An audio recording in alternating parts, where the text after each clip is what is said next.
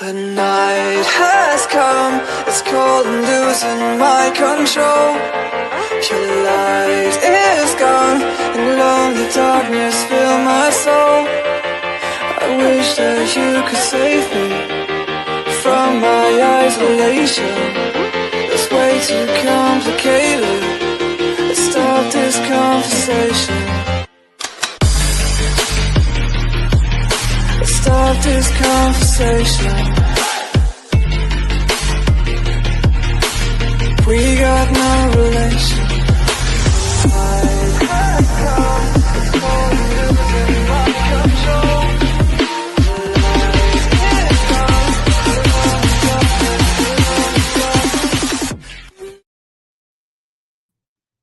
Good evening, and if you're listening live, you are listening to UFO Paranormal and United Public Radio Network, and this is the Angel Roc. Hang on tight, guys. TikTok just takes me a second always, so give me 1 second. I can't do it till after I go live here, so we'll finish our usual spiel, so hang on. Like I said, UFO Paranormal and United Public Radio Network. You can listen to us on 105.3 FM in the Gulf Coast in Mississippi and 107.7 in the beautiful city of New Orleans, Louisiana, to actually where we are broadcasting from. I'd like to give Joe Montaldo a huge shout out. He is the owner of this network. We've been around for 25 plus years, and he broadcasts out of his beautiful studio on the Bayou in, I almost said Las Vegas. In New Orleans, Louisiana. A little bit about myself. My name's Lorilei Potvin. I'm a Canadian psychic medium, crystal Reiki energy healer, Akashic Records practitioner, spiritual teacher, and mentor. I'm also an animal communicator. I'm well versed in near-death experiences, having had one as a toddler myself, and I've studied them professionally and personally for over 40 years. What else am I? I'm a registered nurse. Amazing lady. I'm everything, right? Almost. And then on top of that, I'm well versed in the paranormal.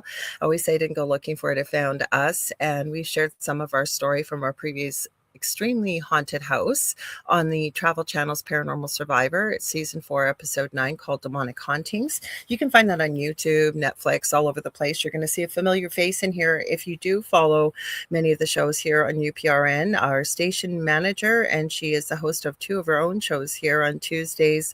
It's Michelle DeRoche with Beyond the Outer Realm on Tuesdays, 2 to 3:30 p.m. Eastern, and Wednesdays and Thursday nights with The Outer Realm from 9 p.m. Eastern till 11 p.m. And actually, I'm going to be joining Michelle on her show, The Outer Realm, this coming Thursday. So in 3 days, 9 p.m. Eastern, we are going to be doing part 2 of Fall McCartney. We're going to be looking into I hate the word conspiracy, I prefer truth seeking, looking at, did Paul McCartney actually die in 1967 in the horrific car crash he was in, and was he replaced with Billy Shear? So we got into some really interesting stuff in the first episode, and we are going to really be digging deep into a lot of the stuff that's still left in that case. So it's going to be a lot of fun, you guys, on Thursday nights. I'd like to thank Carnation, because Carnation supports this show and all the shows here on Mondays. It's known as Carnation Mondays here on UPRN. So Carnation is a global brand. So if you're out shopping and maybe you need something that Carnation provides, please consider supporting them, as they support all the wonderful shows that are here on this network. Like I said, the network's been around for 25 plus years. We do stream to every country in the world. But 80% of our audience is audio only. So if you're listening live, you're going to see that this show is very audience participative, as well as our show that I co-host with a very good friend of mine here and fellow host on UPRN on Thursdays, Beneath the Hollow Moon, Carrie Lynn Shellhorn. She's also the host of her own show, Spirit Switchboard, on Fridays at 6 p.m. Eastern. So consider tuning in for that as well. But anyways, we do have multiple shows that we stream live 7 days per week. And when we're not streaming live, the archive server kicks into the last 25 plus years. So there really is something for everybody. It's not all just UFO and paranormal. I'm losing my train of thought as I'm talking and going out of order here with the shows. That's what it was. 80% of our audience is audio only. So if you're listening and you want to join the chat, I always say you need to see us to watch the chat or to join in, because you're going to see both those shows I mentioned. We're very audience participative, as are many of the hosts on this network. We'd love to involve our audience. So how you're going to do that, I'm going to rattle off very quickly. Under my name, Lorilei Potvin, or the Angel Roc. I am on my Facebook profile by that name. no idea what's going on here. My phone just started dinging at me. Never heard that noise before. Anyway, sorry about that, guys. You can also find me on the Angel Roc with Lorilei Potvin on YouTube. I'm on LinkedIn under the same name. I'm also streaming to TikTok tonight. That's what I forgot to do. I always do. I got to open the live button here, guys. Hang tight. If my phone computer will play nicely with me, I'm going to warn you guys ahead of time. I was watching another couple lives last night, and StreamYard, which we are using to stream to you, was not playing exactly nicely last night with a lot of lives. We did have a few things happen. Hopefully that was the end of it while we were live, right, ladies? Before, so hopefully it's going to behave itself. What else do I want to tell you guys here? Oh, we're, like I say, the other places to watch us live. Under UFO Paranormal United Public Radio, you can go to our YouTube channel by that name, the main YouTube. We're on our Facebook profile page by that name. We are also streaming on Twitch by that name, and I am borrowing Joe Montaldo's Rumble because he has many more people than I do under Jojo Mon. We're also streaming tonight to Debbie's platform. When we get to Debbie's bio and stuff, I will get her to tell you all about it, but she's streaming to her Facebook and YouTube, so we will get to that in just a sec. Let me check my checkoff list here. I got one more thing I want to tell you about is if you guys want to watch us on TV, you can. We just got a brand new TV, and it comes with Roku, so if we were watching UPRN, we could see it on a large screen, but you can too. So how you're going to find us over there, you're going to go to Roku, and you're going to go to the channel store. You're going to look for the search button and type in UFO space P as in paranormal. There's a drop down list, and you're looking for UFO space P like paranormal and United Public Radio. And that's how you can watch us on your TV. I think I remembered everything. I think I did, hopefully.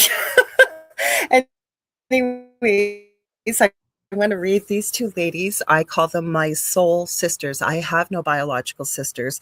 These two are like sisters to me, as well as is Miss Carrie Lynn Shellhorn.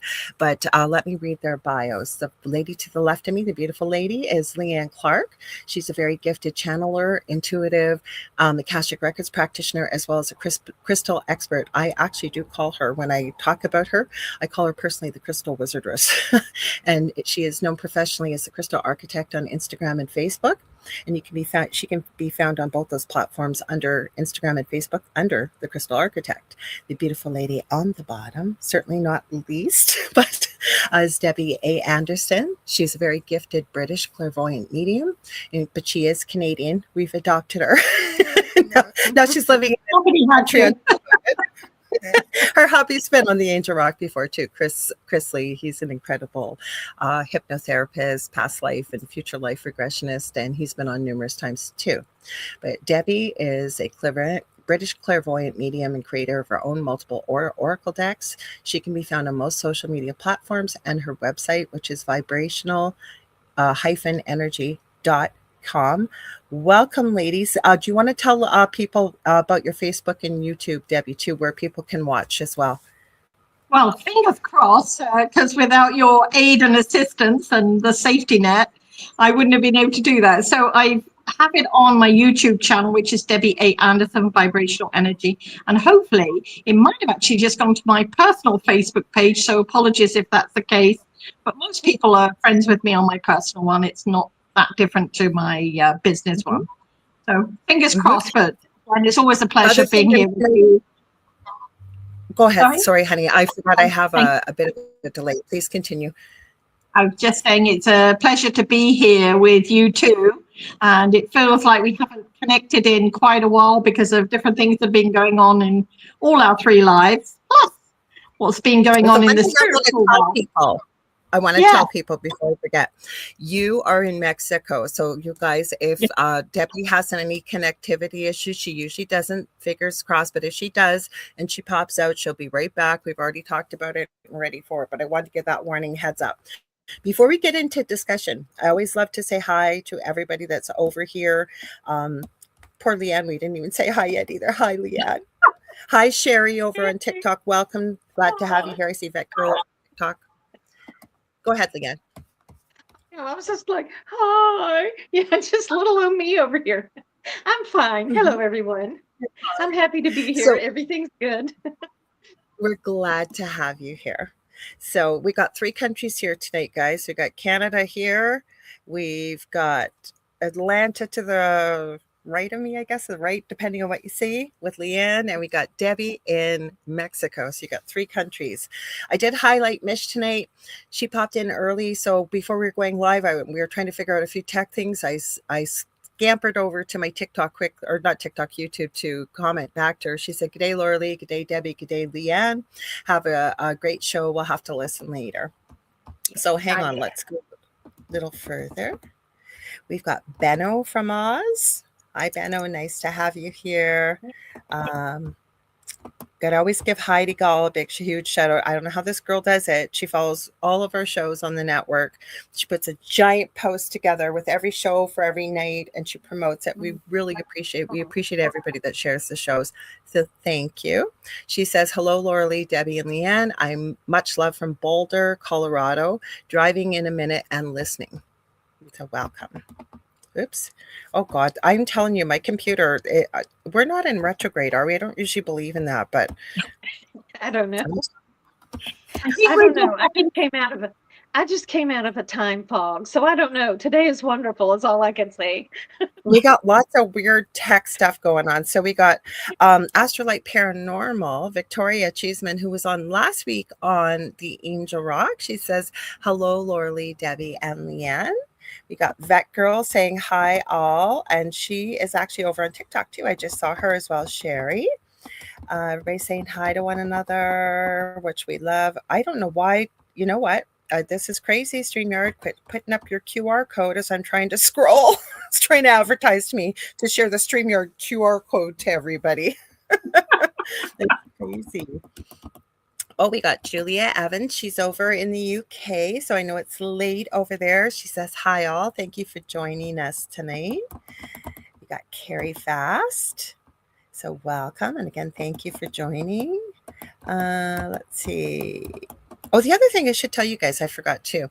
UPRN is in the middle of revamping our website. So I hear through the grapevine we're going to be having a chat room. So that's another way people can interact, and possibly a merch store. But if you want to find our website, you can listen live from there. It's www.uprntalkradio.com. Yeah, Julie Jean Bassett. I always give Julie a shout out. I know she knows Leanne. I don't know if you know her, Debbie. Do you know Julie? I don't know. I probably do. There's lots of people I know, but I don't know. We love Julie. Leanne connected me with Julie, and Julie is an incredible animal communicator. She's one of my mentors. She does have a beginner animal communication course coming up. Correct me if I'm wrong, but I think it's February 21st and 22nd. And I highly recommend to take it. I've taken it. It's fantastic. She's also a pet medium. She can communicate with your animals. I know she's worked with many of mine. Carrie Lynn has worked with her. Many other people have. And if you've got one of those animals that you are just not sure, why are they doing what they're doing? Like, you're pulling your hair out. Julie is your lady, and including with the communication, she's able to provide a lot of energy healing for your pets. So if you want to connect with her with the pet things, you can get a hold of her at juliejeanbassett.com. She's also an incredible shamanic practitioner, and she was on the Angel Roc a couple months ago. Some of the courses she is taking, she's blowing my mind with the things she's learning and doing. So you guys, I'm telling you, connect with her. There's so many things she can help human-wise too. She's also a medium, whether it's animals or human beings, and spirit as well. So you can get a hold of her for that on whitetailshamanichealing.com. Hang on, let's keep going here. Everybody's just saying hi to one another. We love that. We have the nicest chat room here, I swear we do. Everybody's so kind, same as if there's new people here. Yeah, I seen something about Kevin. Where did Kevin go? Z-Sun Dragon. I saw him in the comments. It says I didn't see Kevin. Hang on, where did I see that? Something about Kevin. He was here. I always call him by his muggle name. There he is. I knew he was here. Z-Sun Dragon's here, so welcome. Hang on, let's go. Oh, we got Contessa Martin's here. Welcome. Thank you all for being here. Let's see. Lisa Martinello's here too. Welcome. Let's see. We're getting closer to the bottom, ladies. Hang on here. Thanks for your patience. But we got to say hi to everybody. Oh, we got somebody from New Zealand I didn't recognize. And we got Melissa. Looks like X1H2Q says hi. It's Melissa in New Zealand. Well, welcome. I know it's Tuesday morning over there. So welcome, welcome. Let's see. Am I missing anybody? Oh, we got Mort Ali here. I should highlight you. Sorry, Mort. Hang on. I usually don't because it never plays nice when I'm scrolling, but we started it, so I thought, why not continue? Yeah, so Julie's saying animal communication workshop on February 21st and 22nd from 1 to 4 p.m. Eastern Standard Time. Oh, and she's also got a animal chakra class tomorrow night. It looks like on February 17th or February 28th. Guys, that is an incredible course. I took that as well. I know chakras, as we all do, all three of us very well, but animals have an extra chakra. And there was actually, believe it or not, a vet taking that course. I was so blown away. Gave me so much hope for the future. Really, really. Hang on, we are almost at the bottom here. I think we are. Let's let me check TikTok over here. Oh, Sherry says she's just bored and scrolling. Glad I came across your live. Haven't joined one in quite some time. Well, we're glad to have you here. Yeah, there were problems on StreamYard last night, Sherry. Yes, I know there was. And thank you for sharing to your groups. We appreciate that so, so much. So thanks for your patience, ladies. So I'm going to tell people, I talk about you both on the show quite often. Like I said, these ladies are the sisters I never had. They are my soul sisters.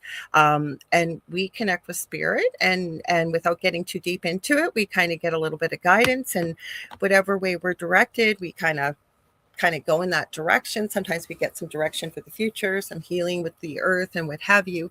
But the thing is, it's not just us. There's many people doing that. But it's kind of really pulled us into this little trio, hasn't it? I'll start with you, Leanne. What do you? Oh, 2 extra chakras. Sorry, I forgot to add that, Julie. Sorry, 2 extra chakras. Thank you. You are right. Anyways, I'll start with you, Leanne. Right? Would you add anything to that? It's a wonderful bond. It's a great friendship, and we discuss everything and anything in between. It's really fun. It's such a beautiful connection to have. It's everything I've ever wanted, honestly. We get together and we talk about like how we've been, what's going on in our lives in a personal matter, because I mean, it does affect you. It's not just like, hey, let's get together and get down to business. We actually do talk about, well, what's gone on, what's happened. We support each other, and then we also have business. So it's really just the greatest thing. It really is. It's wonderful. So it is. And what do you want to add, Debbie, to that? What do you want to add? Because you were the one that brought me in years ago, and then we kind of evolved into the 3 of us. So what do you want to add to that? Well, Leanne just said it correctly, because, it has to be who we are as individuals, and who we are as individuals becomes our spiritual connection as well as our human connection. So when you put that together, it's all encompassed, which was what I was sort of saying to you today when I had my little rant. I had to have a little rant today about things that have been going on in my life, and I'm very, very blessed. Don't get me wrong, my life is extremely blessed. But sometimes when the shift hits the fan, it affects everything. And sometimes it takes us in that dive, as they call it. And,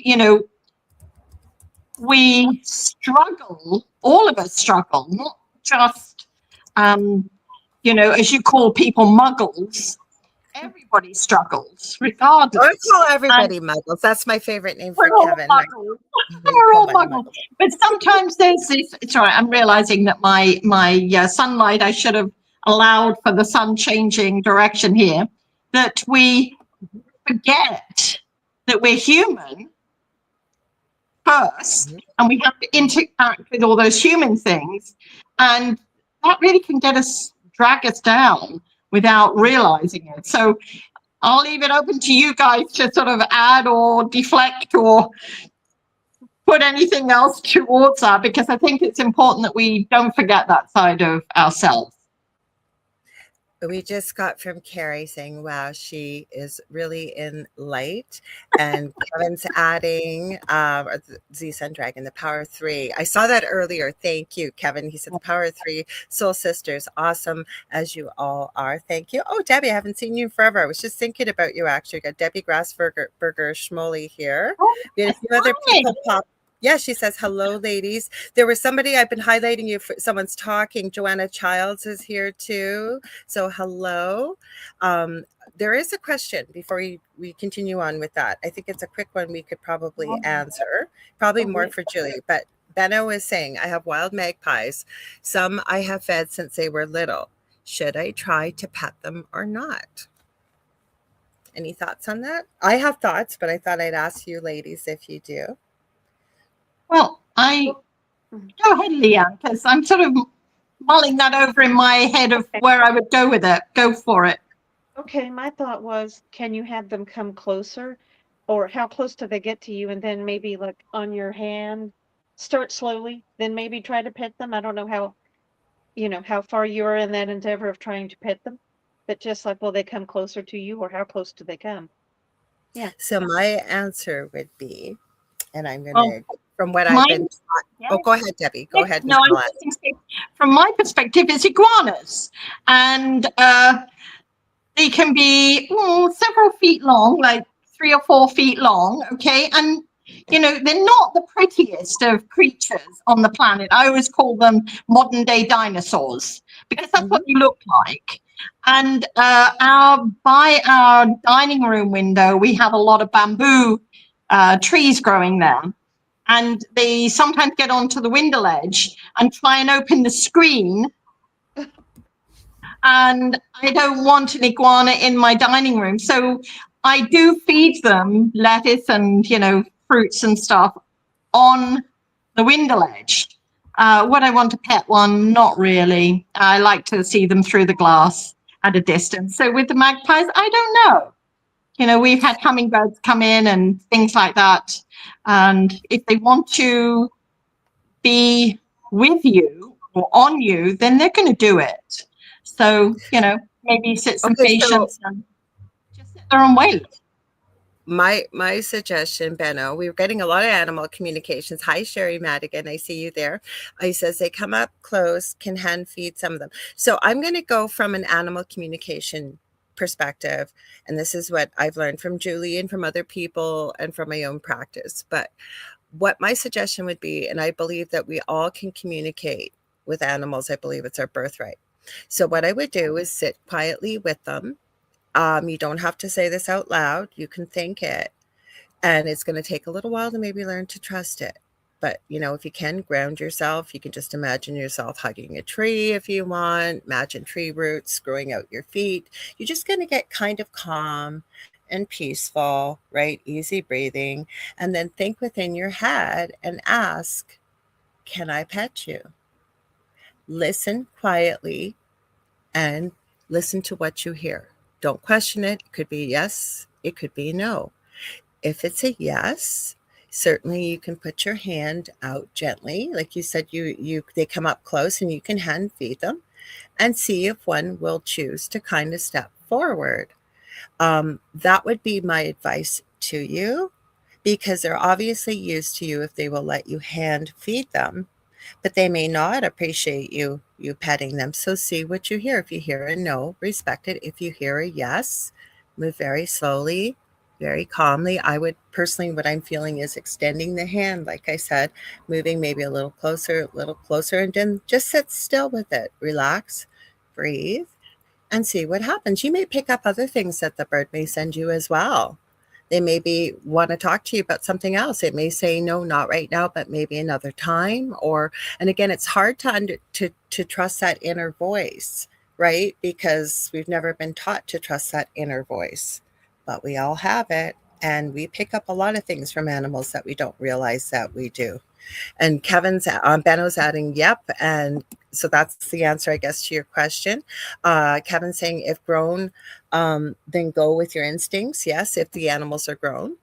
So is there anything else you ladies want to touch? We've got something about a pet rabbit here too. Magpies are known for their stealing abilities. So it is telepathy, Benno. So just be aware if you're putting your hand out or your finger out, they may think that the finger is to be taken. That's why I said hand out, but he hand feeds them already. So just extending your, I wouldn't stick my finger out to them, but having your hand flat on It could be. something. If they're accepting the food by hand, right? I would put my hand flat. But that's a good point, Debbie. I wouldn't be sticking my finger because, yeah, might bite it. So Benno's saying, yeah, it's like telepathy. But that is what it is. We are capable of telepathy as human beings. Okay. I think that once upon a time ago, we used to communicate that way. We are very capable of telepathy, and that is how animals communicate. Mm-hmm. I don't know So, what the spiritual connection is with magpies, so maybe look that up, the person that was asking about magpies, yeah. because it might be more of a spiritual connection. Yes. So, like What do you each animal, bird has a connection. I know if I see an animal or a bird more than normal, and it keeps on sort of being in my face per se, then I look it up and see what the spiritual connection is, that maybe I'm missing that interpretation because I'm not hearing it. So that's another possibility. Mm-hmm.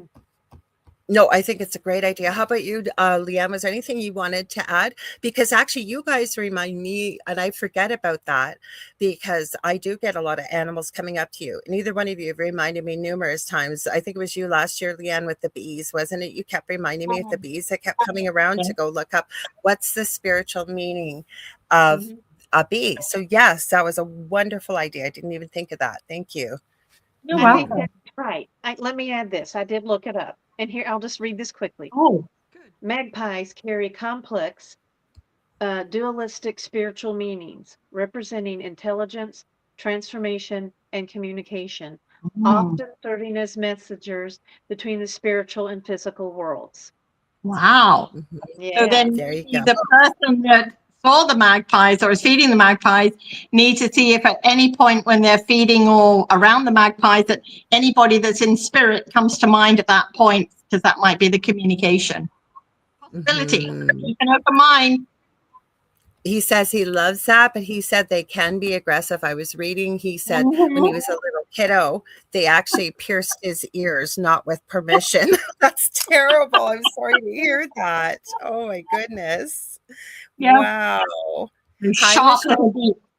Ooh. I'm going to say hi to Michelle Wilfong. I got to give her a huge shout out. She's over on TikTok. She is my mod on TikTok. She is incredible. She does such a fantastic job. I kept flipping over there. Now that I know Michelle's over there, we're in good control. You guys check her out on TikTok. She has her own TikTok channel called My Haunted Apartment, and she gets quite a bit of activity where she lives. So please support her because she's just a phenomenal mod. So, I'm sorry, Barb, you mentioned this earlier. So I'm going to go back a little back a little bit. I saw your comment. I didn't get a chance to highlight it. So give me one sec. Because she said, I recently lost my pet rabbit. She said it was 9 years old in her most recent comment. She said, I talk to him all the time. Is there any other way to communicate with him that either one of you ladies might suggest? Talking is how I communicate. I mean, that's how I communicate, is if they're with me in the room. So, Yeah, as if they're there. Yeah. Because they're not Yeah. really gone, they're still with us.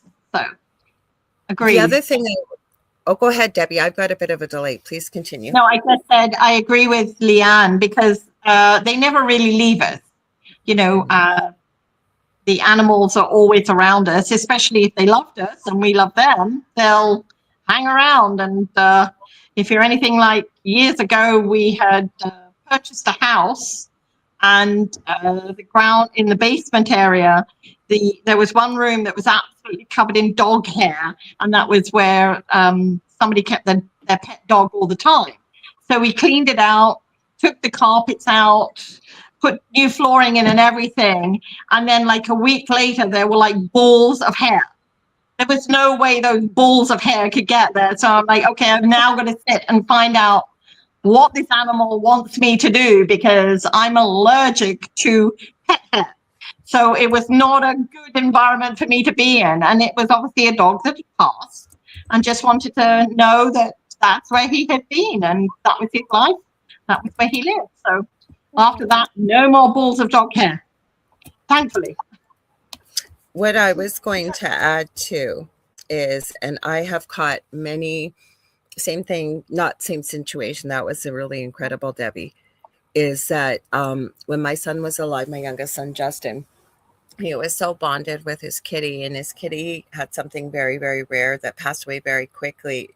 And that night, we were all devastated. She was a young cat, and she had something called a saddle thrombus. There's no way to fix it. And it was very, very sad. There was no way it could have been caught.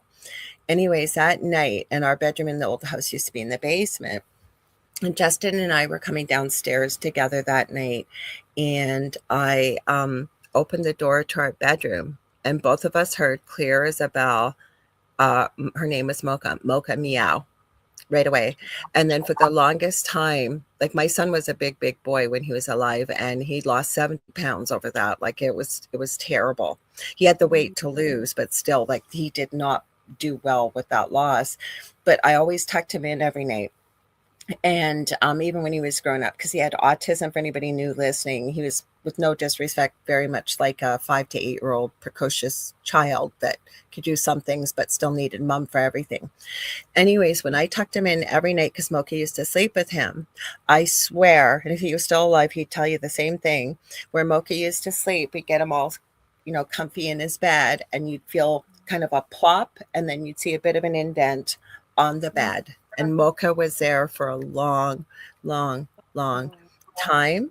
Lastly, the other thing I'd love to add is, even though you're talking to your rabbit, if you can, same advice, if you can get into a quieter space, just be open. See what you might hear in the mind's eye or the mind space.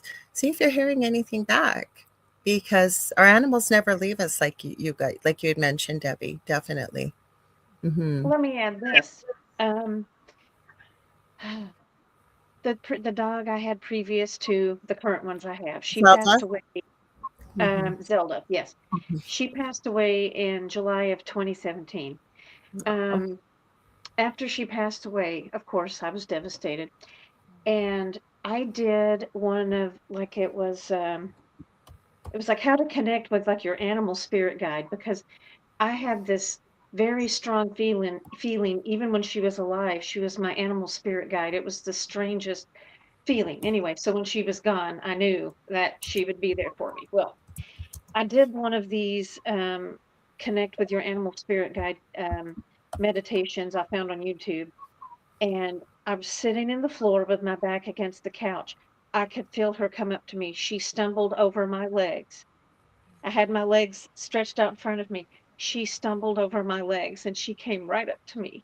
I mean, it was amazing. So maybe you try one of those if that's something that it was powerful. I mean, like I just now remembered it as Lorilei was speaking, and it was very powerful and beautiful. So maybe think about that. Julie's adding. Sorry, I have quite a delay, so forgive me, ladies. Anybody listening, I know the ladies know, but just in case, you guys, it seems like there's a pause, so forgive me. So Julie added, absolutely, the animals in our lives are always around. And then she said, yes, they're often our guides. Now, Barb added, she said, sorry, I got to go back here. Thank you so much, ladies. And then Victoria said, my beloved kitty passed away last summer. She is now part of my spirit team. I connect with, sorry, I got to look over here. I don't have my glasses on, guys. Forgive me. She said, you just got to get this just in the right space, guys. Forgive me. Sorry. Said, I connect with her in meditation daily. I always called her my soulmate. Victoria, that's beautiful.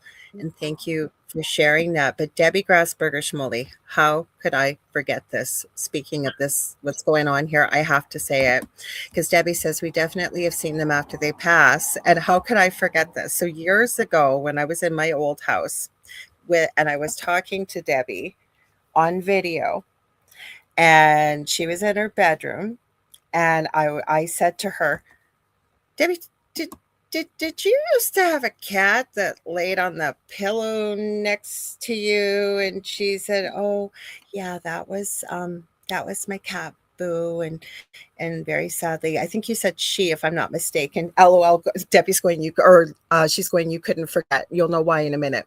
She goes, yeah, that was my cat, Boo, very sadly. I think it was a she. Please forgive me if I get it wrong, Debbie. But she said they passed away about a year ago. I said, I swear to God to you, Debbie, I am sitting here watching on our live video this see-through cat. The cat just looked at you when you said the name.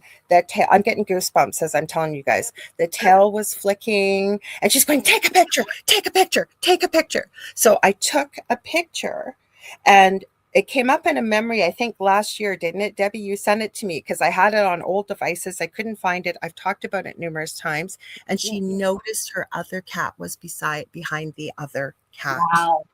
Yeah. Mm-hmm. I And love I didn't. It was crazy, crazy, crazy, crazy. So hang on, I just want to unstar that. So, but that's the same way with all of our loved ones, right, guys? Like our loved ones. Mm-hmm. Yeah. Oh, yeah. Oh, Yeah, Bob. they come back around. Mm-hmm. I remember many years ago doing a private group, and this lady had recently got married, and I said to her, but he was in the photos. It was actually the husband who had died. The wife was getting remarried many years later, and she wasn't quite sure how he would feel about it. And it was the daughter that was asking. And I said, he was in the photograph. And she said, no, he wasn't. I said, he stood in the photographs. I said, usually if you see a little green splotch or something like that on the photos. So she went through all the photos again because she said, no, I don't think so. And he said, well, he said he was, and you'll see him. He came back and he was in 3 photos. And you could almost, it was like a shadow in one and a greeny colored splotchy thing in another. And she said, I said, that was his way of saying he's happy for you. Like your dead husband comes back to your marriage to your new husband as a way of saying, I'm really happy for you. But we have those questions. We get those questions, don't we? That, you know, and I know we've all used these terms with people that we work with, but we're here to have a human experience, right? Like we go on forever. But the way I've explained it is we've agreed to accept the role. Like I've agreed to play the role of Lorilei, you as Leanne, you as Debbie.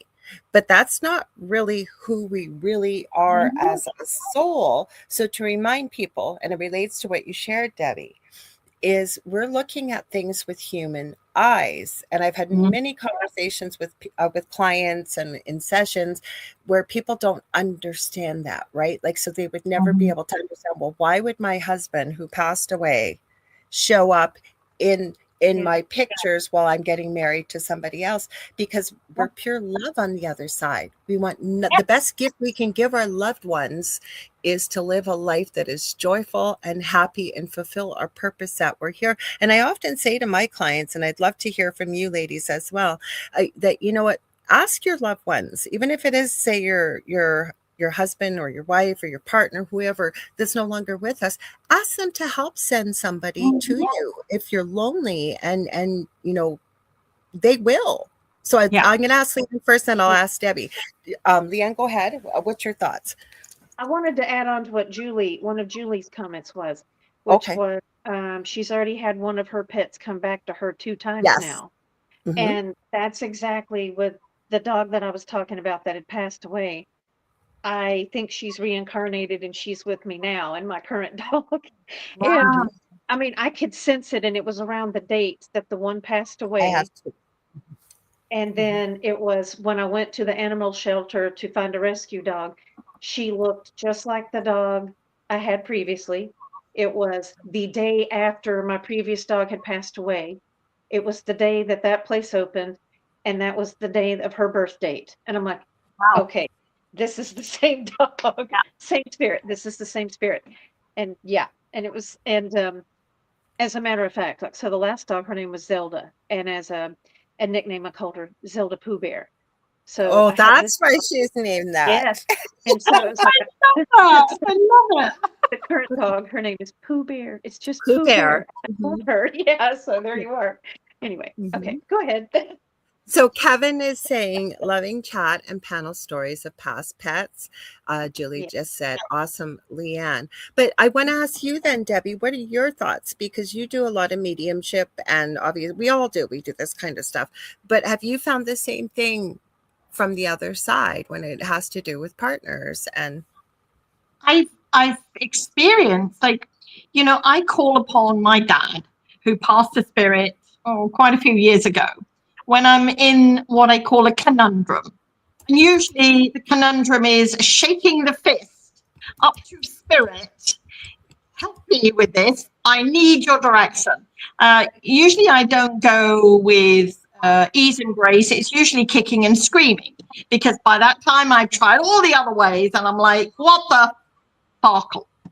And that is how sometimes it's almost like I get this out of the blue thought, or this out of the blue something, pops up on my screen when I'm scrolling through my on my Facebook page, or Facebook messages or things like that, or if I just happen to be on my what I call idling time, because sometimes when we can't get the answers, it's like, what else am I going to do? I've tried meditation, that's not worked. I've tried sitting down and writing it out. I've tried all, I do the what I call the tried and tested ways, and then usually it's a shake the fist to the sky and saying, come on, spirit, just send me the answer, because I'm fed up with doing this over and over again.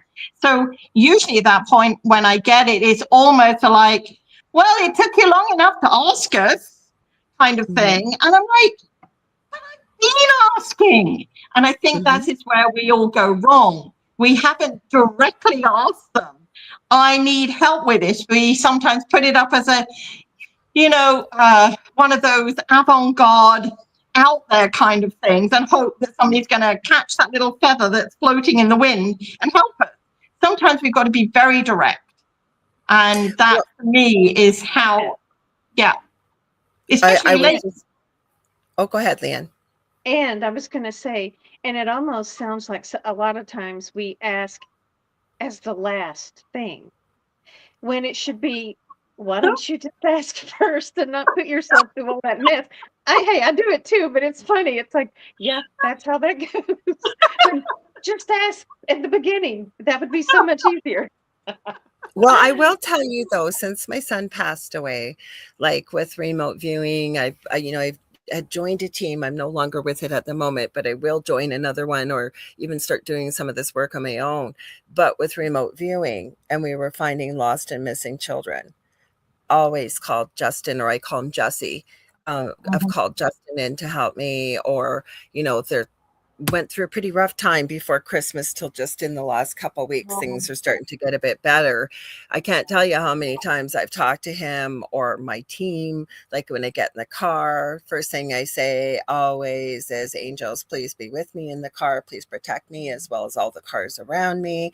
I hear an ambulance or a fire engine or police car, I always put it out there, please, Spirit, if you can, send angels and guides to be with whomever is in distress and need of this. But we do forget to ask, and that's the thing, right? I truly believe each and every one of us is able to connect intuitively in some way. We're not all the same. None of us are the same, but we have to remember to ask and to give permission, right? I am open to receiving the help, but we're not. I think part of the problem is we've never been taught this since infancy, that this is an option, right? So it's trying to go slumber, sort of log through the humanness, and then all of a sudden realizing, oh, I have that connection to the other side. I can ask. What do you think? Yeah. Well, let me bring up this question here. This is something that I definitely asked Lorilei, and we've discussed, and we've said we've actually wanted to bring it up on air, and we keep forgetting. So here it is. How do you pray? And if you say, like, God, send angels with that ambulance, because I would do that too. God, please be with them, go with them, or something to that effect. But I had someone make a comment to me a few years ago that has me questioning everything, which is there's a belief that you do not pray for someone if they didn't ask for it. That's like spell casting. Like you are doing something they didn't ask for. And it really kind of bothered me because I thought, well, I would not intentionally do that. But I'm thinking, if to anyone who would accept this, I'm requesting that Mhm. help be out there. That's kind of how I took it. But so how do you pray? And then what do you think of requesting help and for others? Mhm. I have an answer, and then Debbie, if you want to answer, but what I had said to you is it's the same thing. I had someone give me a really hard time a few years ago in a chat because when I'm out, and I use an example, I was at the doctor's office, my eldest son was with me, and this woman was losing it, just screaming and yelling and slamming her hands on the desk. I knew the receptionist quite well. I felt so sorry for him.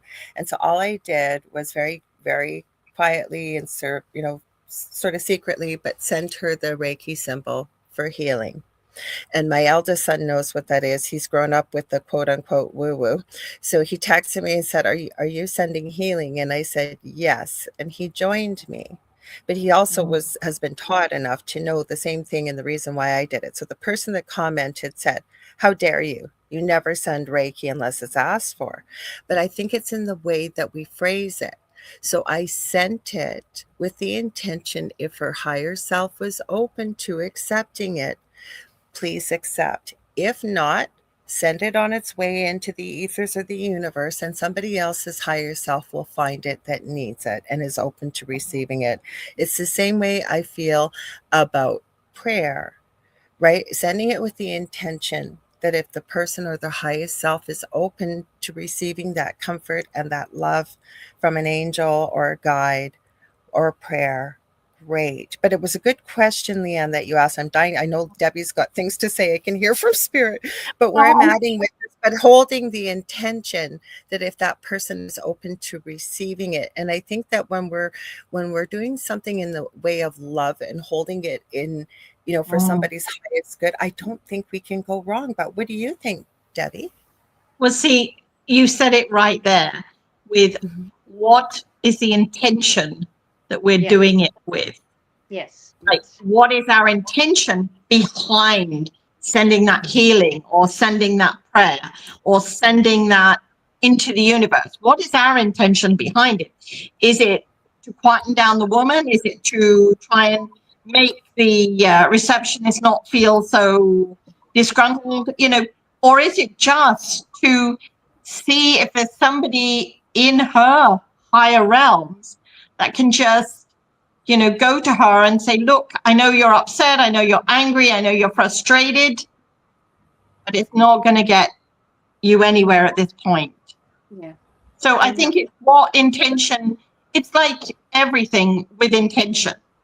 If our intention is to try and help everyone in that situation, because maybe the people in the waiting room were also feeling uncomfortable because we know there's been situations They were. The somebody whole has room. pulled a gun or a knife or gone batshit sorry, bat crazy and done something. So yes, there's all of those anxieties in there. So with the intention of that, I think that everybody in the angelic realms would have helped to calm the situation, if not just for that woman, but for everybody there, and to assist as much as they could. And of course, none of us know what was going on with that woman's life and whether she had good reason to or no good reason to, because that's not for us to judge. But it's the intention in what we said when we send it. So if I'm sending, because I got told something similar years ago, is you can't send healing to somebody unless they've requested it. And I said, oh, okay. Well, then what if I send healing to everyone in the universe, and it just sprinkles down to whomever it's supposed to go to, who's ready to receive it?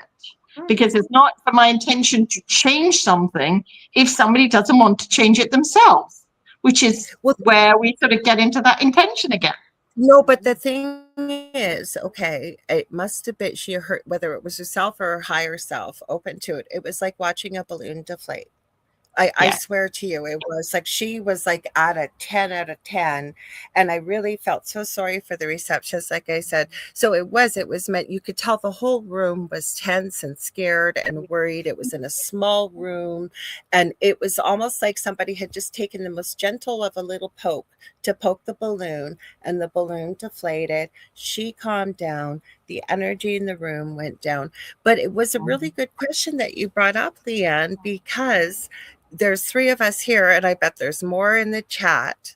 I see you, Michelle. Welcome. She said she just popped in, sending healing, and she said everyone love to you all. So thank you. Janet Brimson's here. I'm going to read your comment in just a minute. Oh, We all hi, know her. Janet. Yay! She said, I send universal healing regularly, like Debbie was saying. Yes, and we do. And I think it's with the intention. But we have all run into this scenario. And I'm sure other people do too. But I always say, like when I'm teaching and mentoring with people too, I do not think you can go wrong if in the way that you phrased it and the intention behind it, and you are coming from a place of love and holding it for the space for it coming from, you know, somebody's highest good, that is your intention. Like, it's not like you need to calm down now, and that's why I'm sending that Reiki to you, and you better calm down. That wasn't the intention. Go ahead, Yeah. Leanne. So then let me add this to when I said, how do you pray? Here's the example I always give, just to say this so that you can kind of know where I was going with this.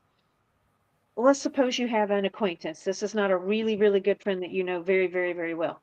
And they say, please pray for me. Please pray for my marriage. And that's all they say. Well, it just had me thinking, well, what am I praying for? Am I Yeah. praying for a marriage, a bad marriage, a divorce? What am I praying for? And I know that might sound like, well, you idiot, you pray for something positive, but it was like, well, no, really, what did you want me to pray for? So I really end up just saying, I give this to you, God, because I don't know all of the details, but God does. So I just like, I give this to you. I hand it to you. Take it. Do Yeah. with it. And then that way it's Exactly. just, yeah, because it's I don't know the details, and I'm not going to put a lot of energy on that, because that in itself is kind of ruminating. So it's like, no, give it to God. There you go. All right. See, I So love that's that how because that's something I say quite a lot for myself. I'm going to give it up to God. Because if I can't handle the situation or I can't change it, and I've asked, then it has to be given up to God, because that's the only equivocal way to deal with it from that point on. Otherwise, you're going to, go crazy. And yeah, I understand what you're saying with the, pray for my marriage, or pray for this, or pray for that. It's like, what are you asking for? Is somebody saying, can you send healing prayer through for my mother's recovery, or whatever? That's a bit different. But yeah, it's like, you want the marriage to end. well, You you want know him what? I just realized in something I was saying there, like if somebody were to say, pray for my marriage, I very much take people at their words. I literally take you at your word. So Yeah. it's, what am I praying for? So then I'm, okay, this situation, whatever this is, and I don't try to add into it or guess what it Yeah. is. It's, Yeah. But I think that's part of what we say when we say we hold the space, right? You hold the Yeah. space Definitely. in the fact that you hold for the best intention, least amount of hurt, most amount of healing, with love, whatever that may be. And the easiest way is, like you said, depending on what someone's belief system is. For the three of us, we believe in God. There's no right or wrong way for anybody listening. It could be to the universe, it could be to whomever your highest good is. And even if you don't have a belief system, like I say, the universe, the situation, whatever it may be, like Mish said, I'd like to send healing to the space people are in. If I can't ask, Love Jean it. Bassett says, I pray for the highest good for all concerned. Yes. Absolutely. yeah. And I'm going to read the last comment, then we got to do our station ID. It goes by so quick, ladies. So Carrie says, you can pray for my divorce. I'm good. You're all invited to the party. Okay. All right. I got it. All right. Been I there, should done say that. congratulations if that's the case. Been there, done that. Well, let me do that. She goes, it's actually Promise, biblical. guys, but that's okay. It Moving says on. it's actually biblical to edify each other in love. Okay, hold that Yeah. thought, everybody. We got to Yeah. do the station ID. So if you're just tuning in, you are listening live to UFO Paranormal and United Public Radio Network, or just UPRN. And you can listen to us on 105.3 FM in the Gulf Coast in Mississippi and 107.7 FM out of the beautiful city of New Orleans, Louisiana, where we're actually broadcasting from. None of us are in New Orleans, by the way. We got 3 countries here. I'm in Canada. I guess I should reintroduce myself too. I'm Lorilei Potvin. You are listening to the Angel Roc or watching live. My soul sisters here with me, and from 2 other countries and closest friends. To the right, Leanne. She just scooted out for a sec. She's actually in Atlanta in the U.S. And Miss Debbie A. Anderson at the bottom is in Mexico. So you got 3 countries here. You guys, there's we stream several shows daily live, 7 days a week. We're always adding new hosts and new shows. There really is something for everybody on this network. It's not all just UFO and paranormal. Hang on, I have to grab a sip here. The other thing. That's a good idea. What's that? Yeah, I needed to. I was getting a dry mouth. Yes, we're glad that you tuned in. There's more to come after this show. We will be done around 8 p.m. Eastern Standard Time. We have Dolly Saffron and Preston Dennett coming up next with The Light Gate. There's another show after that. So if you guys like what you see, please like, share, and subscribe. Tell all your friends and family about this network. The more the merrier. We have the best chat here. Wonderful, wonderful souls from all over the world, and we're glad that you can join us. So let's continue. We're going all over. We knew we kind of connected before we said, what are we going to talk about? And I never worry about that. I just said, we're never at a shortage when the 3 of us get together on air or off air. And on top of that, you know what? It's nice when you guys join the chat. You guys always add so much to the conversation. And if we can answer your questions or you guys share your thoughts and feedbacks back, it makes for an excellent conversation, in my opinion. Anyways, what do you ladies think? I think it's amazing because it helps us to interact, and it helps those that are interacting know that they're being heard. I'm going to add this. We got Michelle DeRoche here, who is our station manager. Michelle, were your ears ringing? I was talking about you at the beginning of the show. Michelle is the host of 2 shows here on the network on Tuesdays. She has Beyond the Outer Realm from 2 to 3:30 p.m. Eastern Standard Time. She also has The Outer Realm on Wednesday and Thursday evenings, 9 p.m. Eastern Standard Time. Thursday night, I will be joining her on her show, 9 p.m. Eastern Standard Time, to do part 2.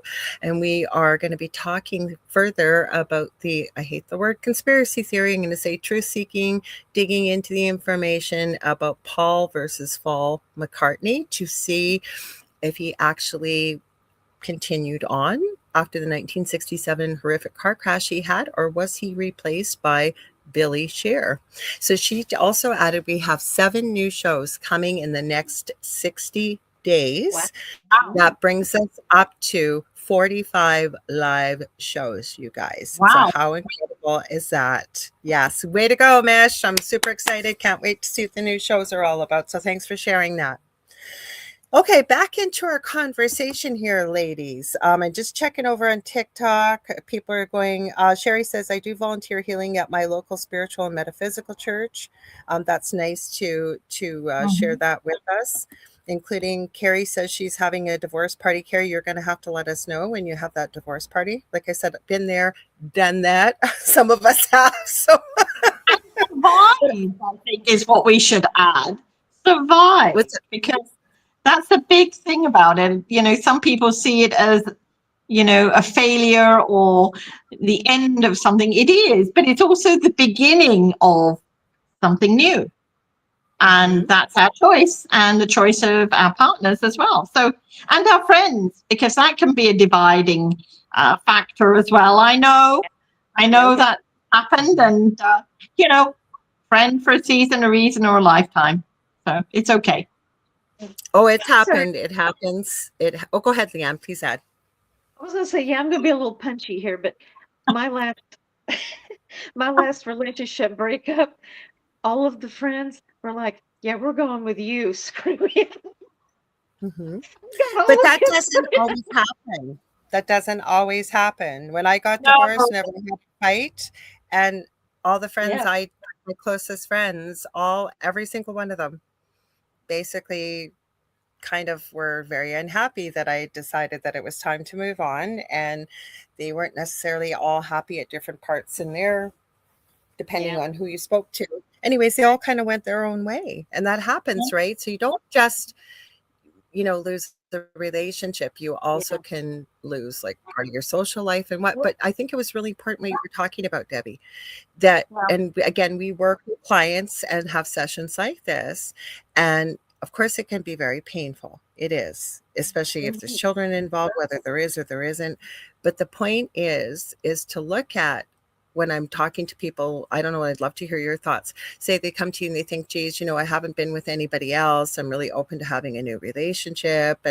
And but some of the advice I've given people over the years coming from Spirit is, first of all, get to know yourself. Who are you? Because the 5 people we spend the bulk of our time with, science has shown, we become the most like. So who are you? Who are you without this person? What have you Yeah. always wanted to do, but maybe never taken the time to do it for yourself? Well, Yeah. Take also, the Go ahead, Leanne. What were you going to add before I continue? Also, I will say this, like, I don't think people spend enough time by themselves, period. But people do Yeah. not spend enough time by themselves in between relationships. They Yeah. move I on do. too quickly, Yeah. and you don't know, what am I? Who am I? What do I want? What happened? How did I change? Like, yeah, Mhm. how did I get to this point? And now you're going to go into a new world, really. I mean, to me, it's a new world. It's a lot of friction. It's at first you would call it a failure, but a lot of times when you get over that hump, it ends up being a very big victory for you. You will find out when you can Mhm. get over it. Otherwise, yeah, it's horrible. It's it's Mhm. horrible to lose a a great relationship, whether it's a friendship or a love interest. It's horrible Mhm. losing a relationship. Absolutely. So, And I think the thing that we've got to remember is don't get back onto the same treadmill with the same things reoccurring. And that's the Mhm. hardest part. It's the yes, hardest part because it's almost like, I always say to people, first of all, when you're going through a relationship, should I stay, should I go kind of thing, write down all Mhm. the things that you like about that person and all the I things was you don't just going like to about say them. that. I was saving it. So go ahead, preach, sister. And it almost has to be the same with a new interest. You know, when I met Chris, I had some very specific questions I had to ask before I even wanted to get involved with him. And, he was quite surprised because at that point, it wasn't really going to, I didn't know if it was going to turn into a love relationship or what it was, but I asked, some specific questions. And, for me, it's like, am I going to waste my time, which it isn't, or am I going to go through this just only to find out this was the wrong thing? So, as you say, Leanne, you've got to get to know yourself truly, because were you who you were in the relationship, or were you who that person wanted you to be Yes. in the relationship? Mhm. And Mhm. that's the biggest part yeah, of it, yeah. and what did you get from that relationship, which was the takeaway? Yes, I was just going to say this after you were finished. That's part of what, and Contessa's adding, and you're absolutely right. Julie's saying exactly. Debbie Grassberger Schmoley said that I took a year and a half to be by myself and figure out who Yeah, I was. yeah. And like I say again, Contessa says it's all part of a journey here. It is. Absolutely. But the other thing I suggest to people is to look at, especially if the relationship ends badly, to look at, you fell in love with that person. What was it Mhm. about that person that made you fall in love? So we Yeah. look at that, right? Was that a plus or a minus? We know sometimes, and I can only speak from a female perspective, but we go through that bad boy phase where we fall in love with the bad guy. No, but what was it about him that you loved? Or they, I'll say they, not him, they. Right. And then, like you said, Debbie, looking at the end of the relationship, what did you learn? Not just negative, like we can all No, be in a pretty negative space, but also the good things. What did yeah. you learn? What did you love about that? And then once you get to know who you are, what do you want? What do you want in a partner? Like, what do you want to, and I tell people, be specific, not so specific so you cut out 99% of the population, but be quite specific, because we tend to forget that even though you're in a partnership, it's okay. It can't just be give, give, give, right? Sometimes it's going to be give and take, and look at all the things like, how do you want to be treated? What did you not like about that relationship so that you maybe don't manifest that in the future? There's many, many different things. Go ahead, Leanne. All right, let me speak to the list. I did make a list. I started a list. It was like 2.5 pages long.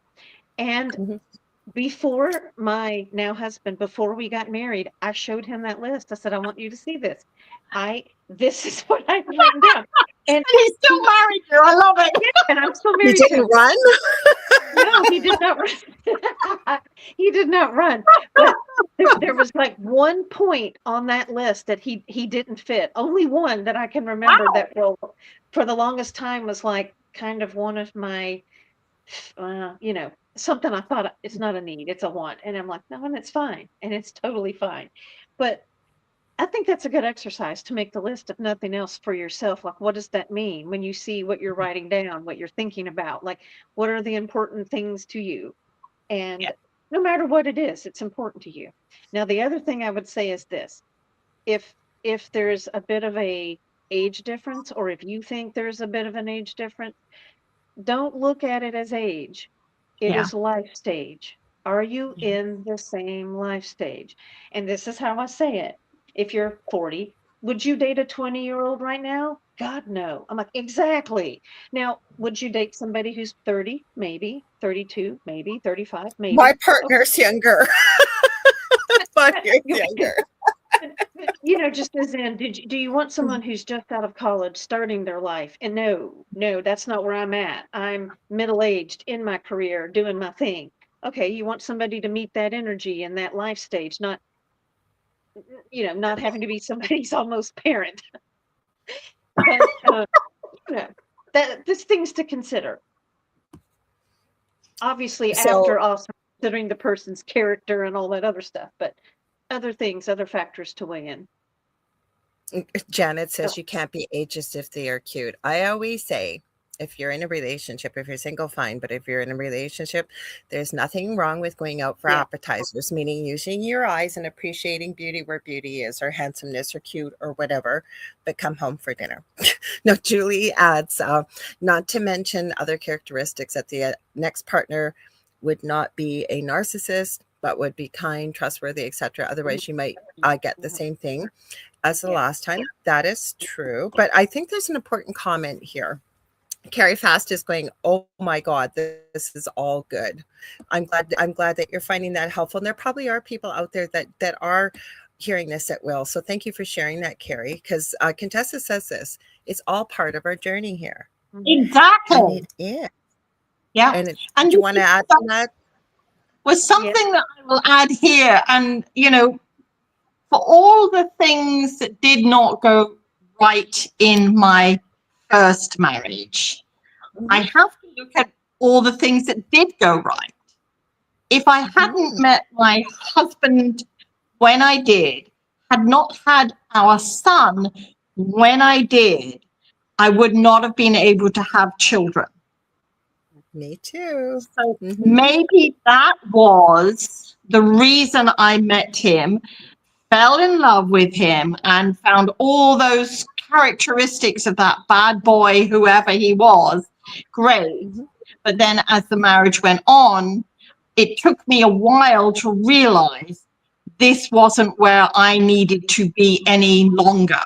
It took me nearly 16, 17, 18 years to realize that. I'm a slow learner, okay? I'm a very slow learner, but that's okay. How about we turn that around? Should we turn that around? I know you got something to add too, Leanne. How about we turn that around? And I choose to look at it is that when I love someone and I care about them, and it is a fault maybe, but I don't give up on them. I know that when I walk away from something, if I have to walk away, I have done everything humanly possible on my part without trying to change somebody else, that I've done everything I possibly could and it's time to go, because But I'm so I am thankful for loyal. that. I am so thankful for that relationship. And I am so thankful that my husband came into my life at that time, because we wouldn't have the son. I couldn't have any more children. I Yeah. kept on having miscarriages, and then they found fibroids, and it sort of became, how did my son manifest in my uterus to start with if the fibroids were as big as they were? I had to have a hysterectomy. So Yeah. all of those things happened in sequence to what obviously spirit wanted. Where did things go from then? Well, it went from bad to amazing to strange to weird to change to this to that and everything else in between. And that is the journey. Like the ups and downs, the ins, the outs, the rounds, and circling backwards. Like there is nothing that has not happened in my life, even though there are some times I would go back and say they were the darkest days of my life, that I would have done anything differently, because that's what I had to learn. That's what I had to experience. That's what I had to come through, the breakthrough, if you like. And I think that's where I don't, there's lots of things I could call my husband that was, because I don't want to keep calling him the ex, because then the X marks the spot kind of thing, that he came into my life for the right reason, for that season, and everything else was as it should be. So I don't have any anger or hatred or anything else, because now it's like he's moved on, hopefully, and I definitely have moved on. So it doesn't matter, which I will bring you to my mother, who divorced my father at the age, I was 4 years of age at the time. And 30 years later, when I was going to meet up with my father, she still had so much hatred for him that I could not believe it. And when I met my father for the first time after so many years, I said to him, I said, do you ever think of Mum? No, I don't. How's she doing? Is she doing well? So he had nothing. So he had not let this ingress and fester in his life. He had moved on. And she is still festering, even though my father has died, because when he was dying, like 40, 50 years later, she wanted to know how much money he was leaving her in his will. That's how much festering my mother has done and still does. So what I'm saying is, do you want to fester or do you want to grow? Like, let it go. Like, appreciate what it was that brought you together and what you experienced, learned, whatever it is, even if it was learn never to do that again, and then move on. Because if not, you're dragging that baggage with you and nothing ever changes. Because whatever relationship you get into, you're going to have the other relationship dragging with you. And that's going to be the knife that you cut in where you're just like him or you're just like her. Yeah, but the thing is, Debbie, is too, that when we carry, like, I think you made the point that's important, is your father hadn't thought he'd truly moved on. But when we carry that negativity and that hatred and the anger, I mean, it can affect you physically, emotionally, spiritually, mentally. Could go on and on and on, and then you live your life and you've wasted it on such, like there's this saying, don't let say it's an enemy or someone that's hurt you live rent free in your mind, because you're not living rent free in their head.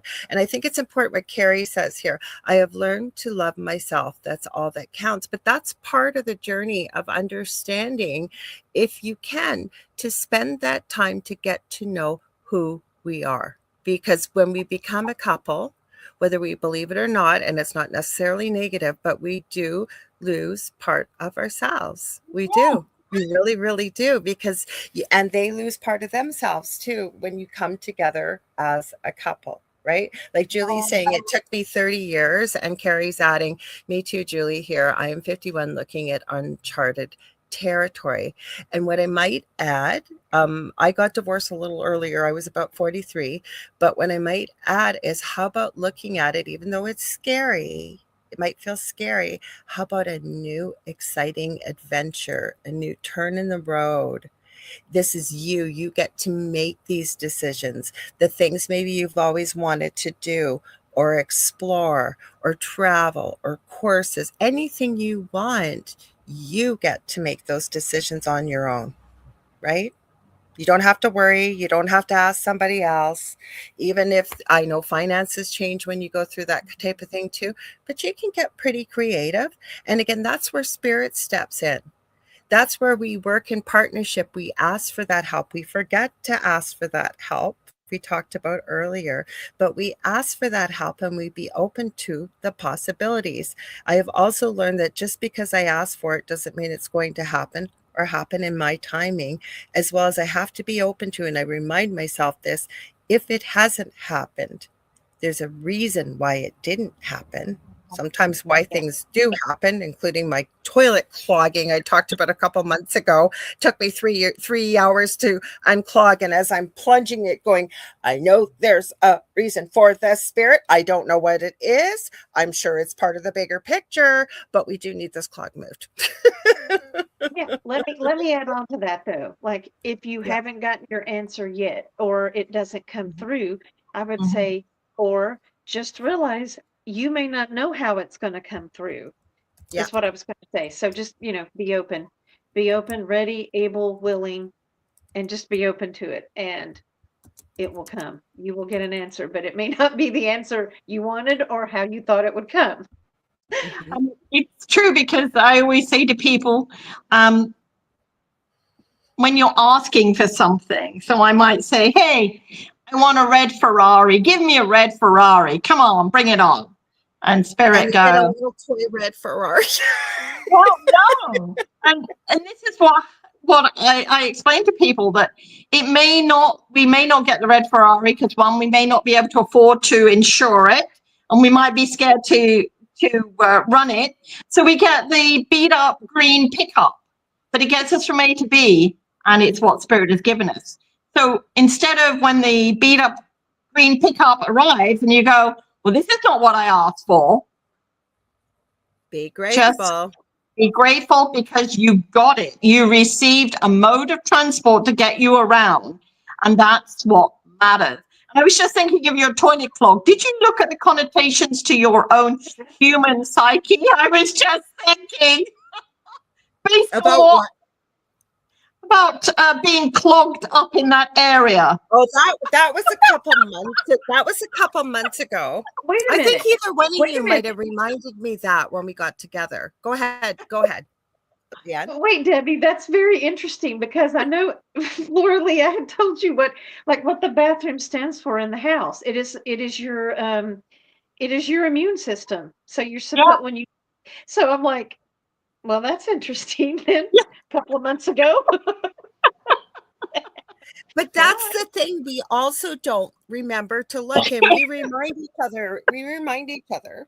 Okay. But as a reminder to everybody else out there, like when things, and my rule of thumb, if it's obvious, yes, I usually remember. If it's not, I don't. And I do need reminders. We all do.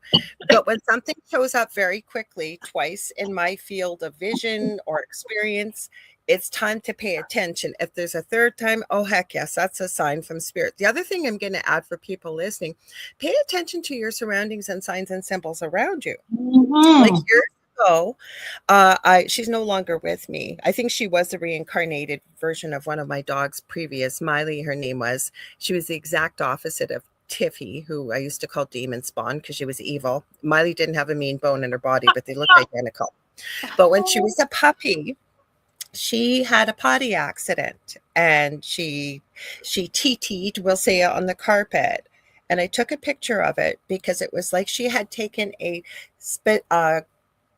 computer cut heart-shaped silhouette and peed in it. It was the perfect size of a heart. When I show people it, they'll go, there's no way a dog did that. Oh yeah, a puppy did that.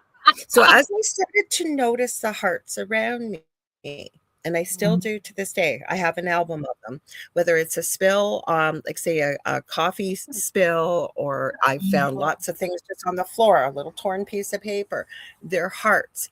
And the more I've noticed them, and in meditation and connecting with spirit, I've asked them, if it's meant to be, and you can send me a heart to let me know I'm on the right path or that I continue going in the vein that I am.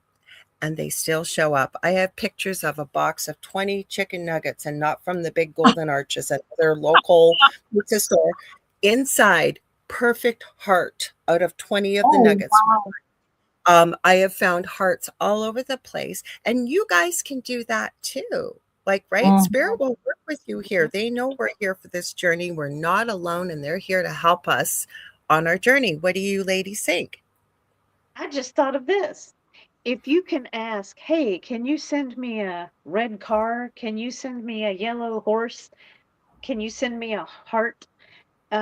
If you can ask for a symbol, then you can certainly ask for help, and it will certainly be given. I'm Yeah. seriously, that literally just occurred to me like now, like, wait, if you can ask for a sign, then you can certainly ask for help and know that it will be given. But that's Mhm. amazing. Asking for signs, they do arrive, and it's very fun. It's a fun thing to experiment with. Yeah. Yeah. And everybody Michelle has will their follow. own everybody Go has ahead. their own sign or symbol that keeps on reoccurring. And I think I've told this story before. Many years ago, somebody asked me, should they immigrate from England to Canada?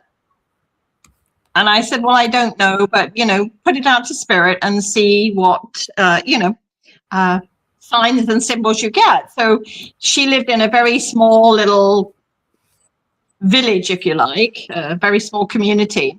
And she happened to be driving around one of the very small lanes, and out pulls this truck in front of her with a big Canadian flag on the back of the truck. And she said to me, do you think that's a sign?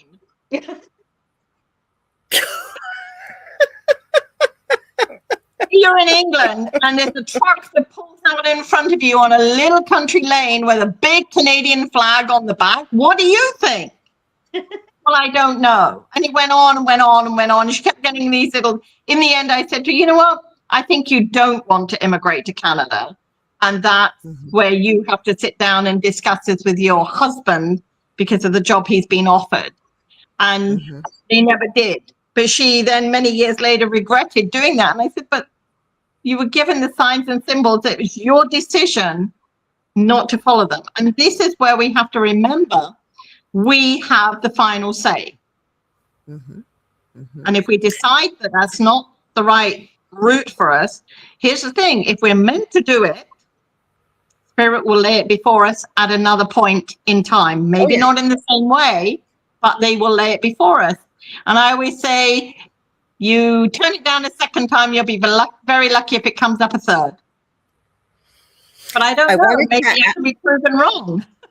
I wanted to add, Michelle Wilfong shared on TikTok. She goes, yes, been there. I've received answers. They weren't the ones I was looking for, but I did get the clarity I was seeking. Because I think that's important, because the other thing I tell people, say you ask for a yellow butterfly as a sign, you can ask Spirit will they'll send you the sign, but be open to signs and symbols. Just because you're looking for a yellow butterfly, and right here in Canada right now, it's the middle of winter. Well, I don't expect I'm going to be seeing a yellow butterfly flying by, but maybe there's going to be a billboard with a giant yellow butterfly, or a song about butterflies, or whatever it may be. And Spirit will keep sending it if you're not quite getting it, as you shared in your example, Debbie. But we do have final say. We do have free will. And Barb Gilbert's adding, love it. Now, Carrie said, and this is the big thing, this is the hard one for people, Carrie. I'm so glad you shared this. She said, my biggest lesson is trust your gut. But how do you trust it? Now, I have suggestions, but I would love to hear your suggestions when you're working with people and teaching and mentoring. We all do. What do you suggest to them to help them trust that inner guidance that we all receive in one way or another? If you're thinking about it, I'm happy to add what I tell people, or Debbie or Leanne. Do either one of you want to go first, or you want me to go first? I'll let you go first. Yeah. Let me go first. Okay, so some of the things that when I'm working and teaching and mentoring with people, is I say start out small. We all have an inner voice. We all do. We do. Some people hear that voice outside the ear, some don't. So some of the things that I suggest to people are the way to tell the difference. Like, I don't hear voices, but I hear it within the mind's eye, I'll call it, or mind space. And I know it's different because it's in my voice, but it speaks differently than I do. It's usually meant with a loving tone, and it uses different wording than I do. I've learned to know the difference. So when we get that inner guidance and learning the difference between that versus ego, right? And we could have done a whole show on ego.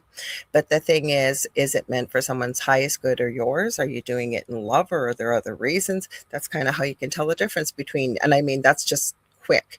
The other thing is, so what if you gave yourself permission to follow that inner voice, even if it was only for an hour, say, or 2 hours? And say, you had a quandary, you had something you were trying to figure out, and all of a sudden you get that quote unquote stroke of genius. What if you decided to follow it? Now, I'm not saying something crazy like jumping off, bungee jumping off of a high mountain or something. I'm thinking start small and you follow it, and it turns out exactly the way you expected it would, or it's a positive thing. Start marking down those little victories, which I call like they're validating it for you, right? Spirit can validate it. And as you start to build on that, you start to realize, hey, I heard that inner guidance. I heard that inner voice, and I decided to follow it. Look what happened. And as you start to build on it and you grow and you grow and you grow, you start to learn to know the difference between ego versus your higher self, if you want to call it your guides, whatever you want to call it. We all have that inner voice, right? And you start to follow it. You start to realize that maybe I could start to trust this. Maybe this is my higher self or my guides or my team, right? But the other thing is too, and we all do it, all three of us, and anybody that works in this field in particular, we all argue when we hear that voice too, don't we? And then afterwards we find out, I should have listened. So please feel free to throw in whatever you'd like. Hello, Kasun, before you do, just hang on. He is over in Sri Lanka. It's the middle of the night. I have not seen you in forever, so welcome. Go ahead, Leanne. Go ahead. So when you were answering that question, I thought, okay, yeah, I can't say I have an answer for you. Like I was thinking, I don't think I had a really good answer ready. But I had a way I wanted to answer, and it's kind of adjacent to it. So I think this is useful. And the way it would be is not necessarily like, I don't think of it as how would I pay attention to my inner voice. It's almost like how do you make a change in your life, but it is also learning to trust yourself when making that change.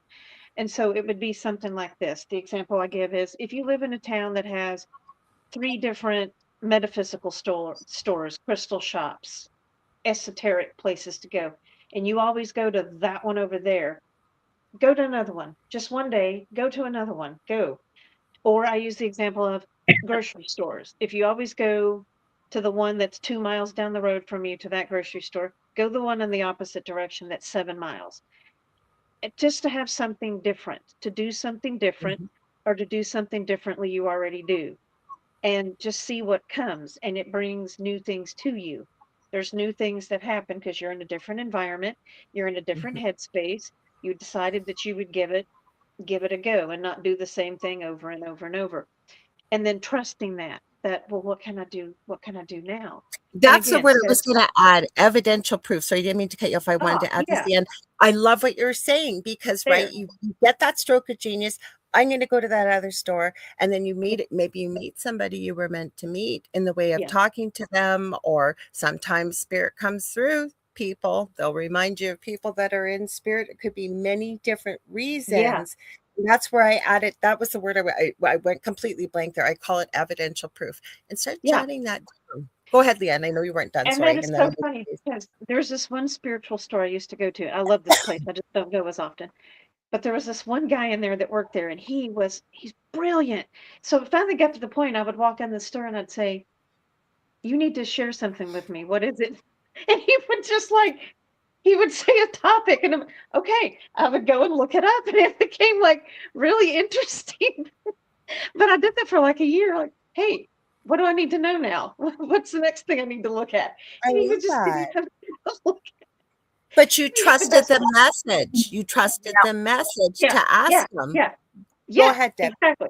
Yeah, that's it. Well, That's it. Yeah. I've got a story that is very much based on this, but in a different way. Many years ago, when I was in corporate world, the company I worked for fired me. I know, it happened. I was quite shocked. No, but I knew, I should have known it was coming. Anyway, so I didn't want to go home. I was absolutely devastated. Oh, I remember this story.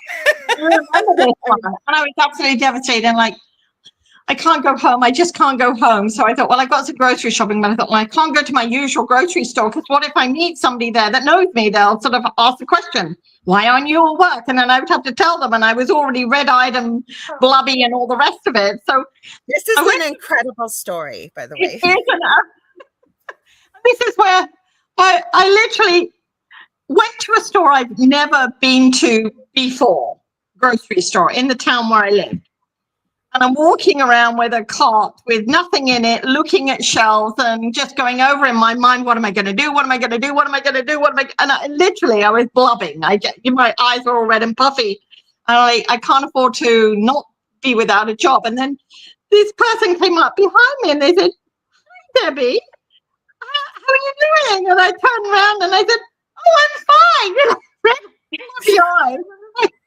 So what's going on? And it was a guy I knew. And I said, oh my God, I've just literally been fired from my job. And he's like, who would fire you kind of thing? I said, I know. But he said, so are you looking for a job?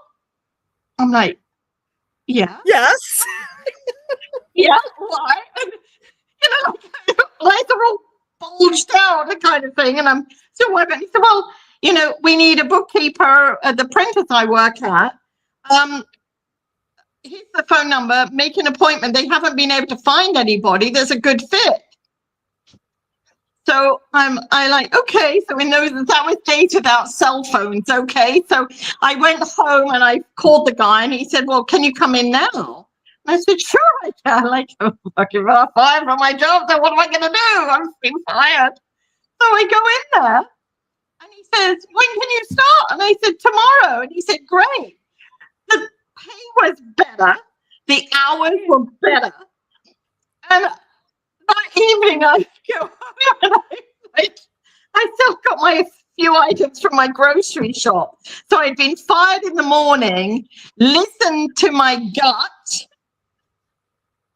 didn't go to my usual grocery shop.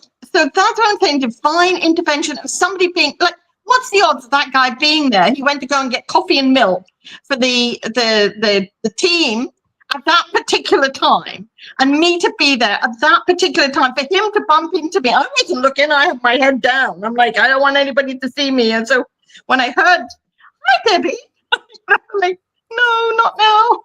Okay, so, that right there, Debbie, is like the best example of loopiness. Like like the example I just said, I'm like, dang, and that happened years before I ever met you. That's amazing. Like, this is my life. It's never ease and grace. It's kicking and screaming kind of thing. Every ride. But see, this is where I love that joke. And there's a guy hanging on the edge of a cliff with a one stick that's sticking out from the edge of the cliff. And he says, is there anybody there? Can somebody help me? And this big booming voice opens up. Trust in me, let go. I will help you. Mm-hmm. Isn't there anybody else there that can help me? This is where we sometimes don't take what is the divine intervention as being what we're supposed to do, then, anything else. So I love that. But yeah, it actually happened, and it was incredible. But then that's the stories. And that story just wrapped up the whole show. That was wonderful. Like, we're not going anywhere yet. I'm going to add a few comments here. We got amazing from Barb. Carrie saying, now that's an awesome interview. Not like do you see yourself in 5 years, like corporate questions. But there was a couple of comments I starred because when we're learning to try, and I hope that people find this helpful because like I said, I believe everybody has intuitive gifts, whether you want to call it trusting your gut or what you want. Yeah. But even being, from 3 different people and there's many people in the chat that have also added suggestions like these, like Barb, for example. Barb Gilbert says a friend's mother who passed away that I was very close to sends me her last name. It was Hobbs. Not so common at all. So I gather from that she's seeing it in various different places.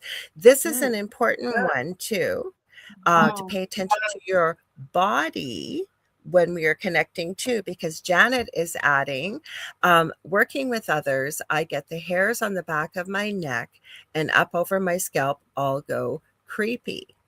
I know other people that will say whenever, say, my lip tingles, I know someone's lying to me, or there could be many other things. It's not all going to happen the same as it happens for everybody else. And I know there are times, like, again, I'm going to go back to the remote viewing. Doing it at will was a new skill for me. So I would remind myself to check in with every physical sense as well. What do I hear? What do I see? What do I smell? What do I feel? And check in with your body, because you will get those kind of signs as well. What do you ladies think?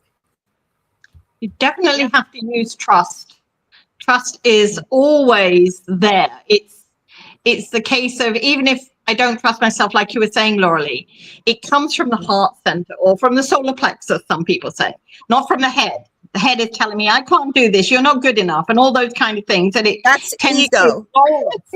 Yeah, that's the ego rolling around, telling us the things that we're going, oh, and then our heart just goes, calm, let it happen, trust. And it's the head going, well, what do you have to trust in? And it's going like a 20 clicks to the minute. But Spirit told me many, many, many years ago when I was going through a really rough patch in my life, you have to trust in us. We will never lead you wrong, and we always take care of you. Now, somebody said, well, then why haven't you ever won the lottery? Because that wasn't what I was supposed to do, or I'm not supposed to do, but they have taken care of me. And yes, sometimes that trust element is like, okay, I'm ready. Whenever you want to send it, I'm ready. That kind of thing. And we've all done that, but we have to trust in that and go, okay, maybe this is where I need to be at this moment. And maybe this is where I need to understand why I'm here and what I'm going to learn from this, and then be ready to jump when it comes, because, Spirit haven't led me wrong ever. Even when I personally felt that was a wrong move. Like when I left England to go to Canada, somebody actually said to me, so Canada is your home. And my reply was, it is for now. And I'm like, what the? And 27, 28 years later, I'm in Mexico. So it was for now, but now in my head was next week, next year, 5 years. And it was nearly 30 years later. And who knows? I don't ask that question now.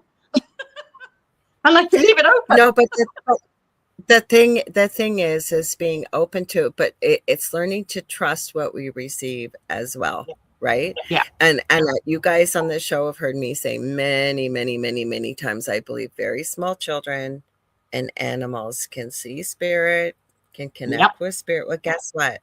We were all very small children once too, each and every one of us, which means even though we may feel like we're still not connected, it's kind of like if you learn to ride a bike at a very, very young age and you haven't been on one. Doesn't matter if it's been 60 years. Could you get back on that bike? Yep. It might take a little work, might take some practice, but you know what, you can reconnect with that. So it's setting these little bits, and I just love, and I'm so grateful for all this, you know, all the personal experiences and the suggestions each and every you guys have shared, because I'm hoping by listening to this, you guys will feel that maybe you can start to trust some of that little bit of the inner voice that you hear, and to tell the difference between your ego talking you out of it and giving yourself the permission to think, well, what if I did actually do that? What if I went to a different store?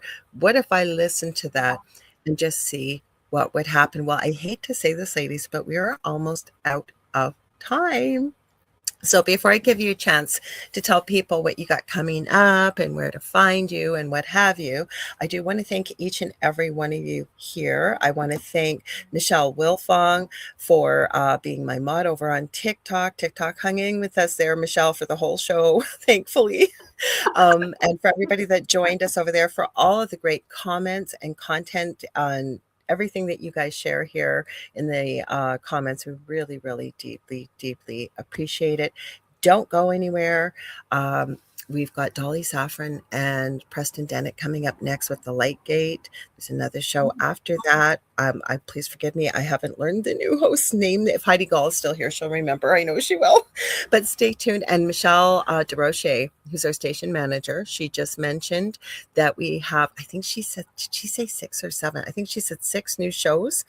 It might even be more than that, but coming up in the next 6 weeks, I think it's going to bring us up to 45 live shows. And they're not all just UFO and paranormal. There always is something for everyone on there.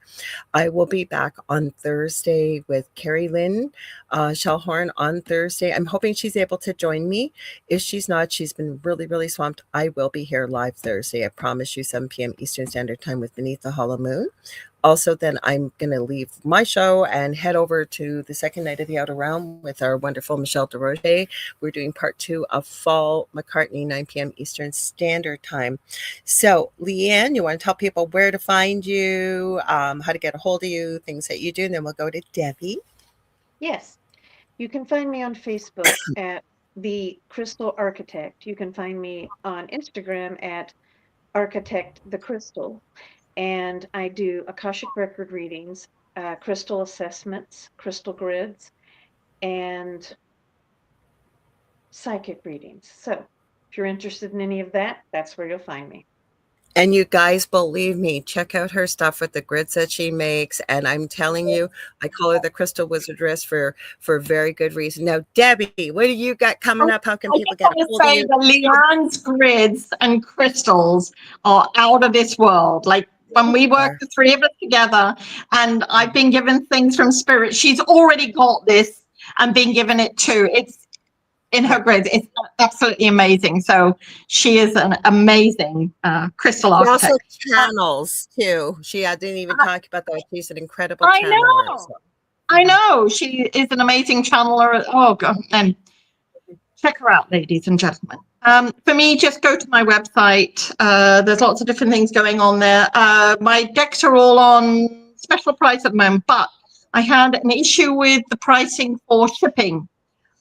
Sorry, the widget I had is no longer free, so we're having to revamp it and rethink it. So if you want to buy one of my decks, send me a message on the contact us, and then I will work out from your address how much it's going to cost, because we have to put a carte blanche price on there to cover just about anywhere, and I don't like doing that.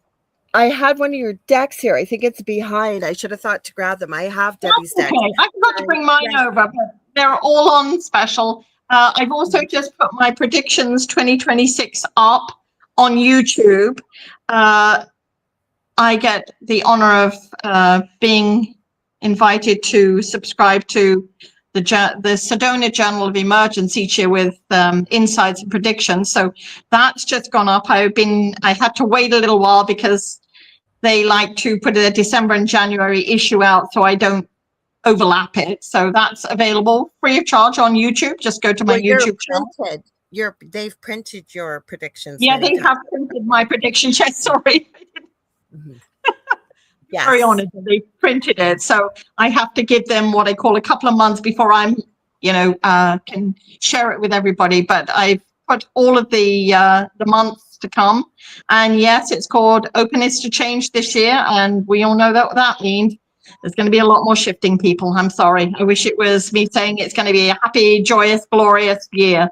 But if this gives you some insights and some heads up, then so be it, and let it help and guide you as much as it can.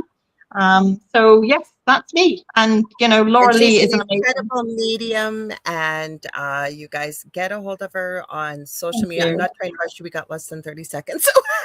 You guys, thank you so much for tuning in. If you ever want to get a hold of me, you can get a hold of me on Facebook.com/Angel Roc, or just reach out to me on any social media platform. I do psychic, I do mediumship, I do Akashic Records, I do crystal Reiki and energy healing. I do teaching and mentoring, and Messenger is the fastest and easiest.